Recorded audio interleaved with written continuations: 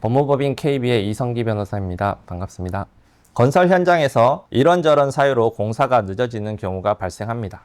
그 경우 건설사의 입장에서 준공이 늦어지게 되면 지체상금을 물게 되므로 하도급사에게 공사기한을 맞추기 위해 장비와 인력을 집중적으로 투입하는 속칭 돌관공사를 요청하게 됩니다. 돌관공사에 관하여 법원은 명시적으로 돌관공사를 지시하지 않았더라도 피고의 기책 사유로 공사가 지연되었음에도 피고가 원고에게 공사기간 연장 요청을 거절함으로써 원고로서는 공사기간 준수를 위해서는 돌관공사 외에는 달리 방법을 선택할 여지가 없는 등 특별한 사정이 인정되는 경우에는 피고는 원고에게 위 돌관공사비를 지급할 의무가 있다라고 판단하고 있고, 공사기간에 연장 사유가 발생하였음에도 공사기간의 변경이 이루어지지 않았으며 계약 상대자가 공사기간을 준수를 위해서 인력이나 장비를 추가적 집중적으로 투입하여 공사기간 내에 공사를 완공하고 이로 인하여 추가 비용이 발생하였다면 이는 사실상 공사기간 변경에 준하는 것으로 보아 계약금액 조정의 대상이 된다라고 판단하고 있습니다. 그런데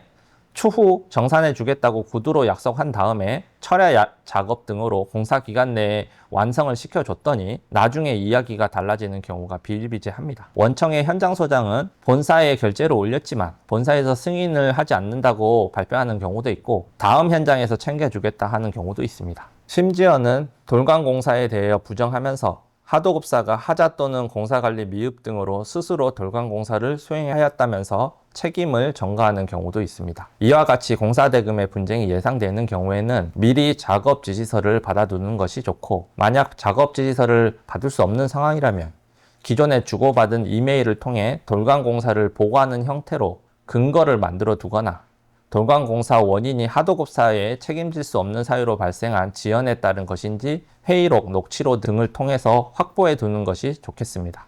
결국 추가공사 대금에 대한 다툼이 발생하게 되면 법원에 소송을 제기하여 권리구제를 받아야 하는데, 돌관공사의 비용을 입증하기 위해 감정 절차를 진행해야 하므로 이때 이메일, 문건, 녹취 등의 자료를 확보해 놓아야 그것을 근거로 추가 비용을 감정인이 산정할 수 있겠습니다. 만약 돌관공사 관련하여 공사대금 분쟁이 예상된다면 망설이다가 골든타임을 놓치는 경우가 있으므로 신속하게 건설 부동산 전문 변호사와 상담하셔서 근거 자료를 미리 확보할 수 있도록 준비하시기 바랍니다.